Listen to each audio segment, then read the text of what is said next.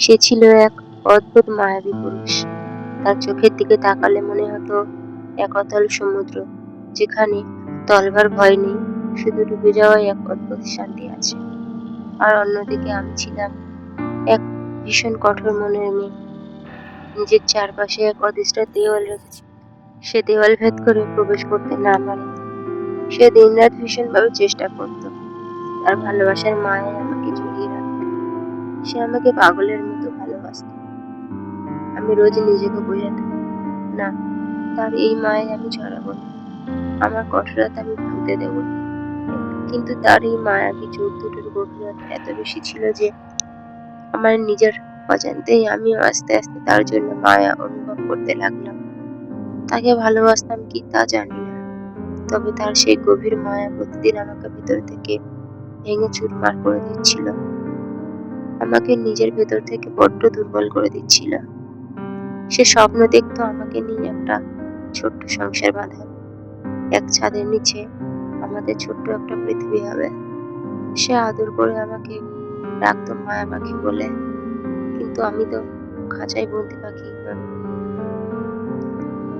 আমি ভয় পেয়ে গিয়েছিলাম নিজের এই দুর্বলতাকে। মনে হয়েছিল ওর মায়ায় জড়িয়ে আমি বুঝি নিজেকে হারিয়ে ফেলবো। তাই নিজের ভিতরে সমস্ত কঠোরতাকে এক করে একদিন আমি ওর মায়ার পিঞ্জারার জাল ছেড়ে অনেক দূরে উড়ে গেলাম। হ্যাঁ, আজ আমি সফল।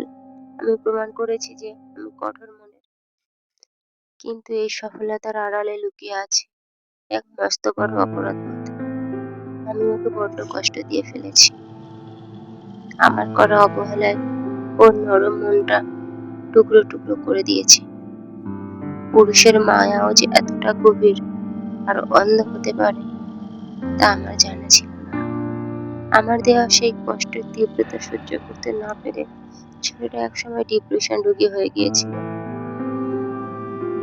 আমার মায়ের টানে আমার দেওয়া যন্ত্রণা সে নিজেকে ধীরে ধীরে শেষ করে দিচ্ছিল। যে ছেলেটা একদিন ভালোবাসার গভীর আবেগ নিয়ে আমাকে মায়া পাখি বলে ডাকতো, তাকে এমন পিঞ্জারাবন্দি করে দিয়েছি যার চাবি শুধুমাত্র আমার কাছেই ছিল।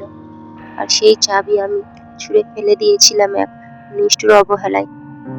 তবে সময় বড্ড বড় অদ্ভুত। সময়ের সাথে সাথে তাল মিলিয়ে আজ আমার মায়া কাটিয়ে সে অনেকটাই সুস্থ। সে এখন নিজের মতো করে বাঁচতে শিখেছে, হয়তো হাসতেও শিখেছে। কিন্তু নিয়তির পরিহাস বোধহয় একেই বলে। আজ যখন আমি অনেক দূরে, তখন ওর অতীত আমাকে তাড়া করে বেড়ায়।